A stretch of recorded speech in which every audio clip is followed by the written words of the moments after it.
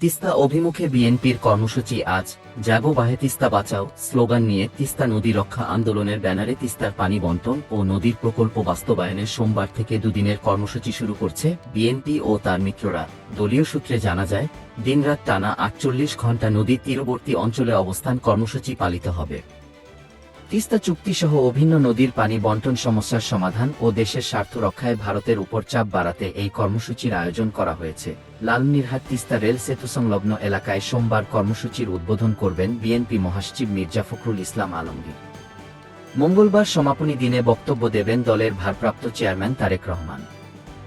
এছাড়া দেশের উত্তরের ৫ জেলা লালমনিরহাট, রংপুর, কুড়িগ্রাম, গাইবান্ধা, নীলফামারীর ১১ স্থানে দলের জ্যেষ্ঠ নেতাদের উপস্থিতিতে সমাবেশ হবে। পাশাপাশি মিত্র রাজনৈতিক দলের নেতারা অংশ নেবেন।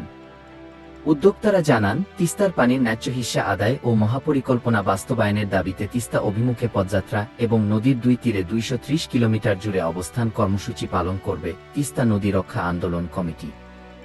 পদযাত্রার বিভিন্ন স্থানে অতিথি হিসেবে উপস্থিত থাকবেন বিএনপির স্থায়ী কমিটি সদস্য গয়েশ্বর চন্দ্র রায়, আমির খুসরু মাহমুদ চৌধুরী, ইকবাল হাসান মাহমুদ টুকু, মেজর, অবসর, হাফিজ উদ্দিন আহমদ, বিএনপির ভাইস চেয়ারম্যান বরকত উল্লাহ বুলু, শামসুজ্জামান দুদু, জাতীয় পার্টির চেয়ারম্যান মোস্তফা জামাল হায়দার, বিপ্লবী ওয়ার্কার্স পার্টির সাধারণ সম্পাদক সাইফুল হক এবং গণসংহতি আন্দোলনের প্রধান সমন্বয়ক জুনায়েদ সাকি।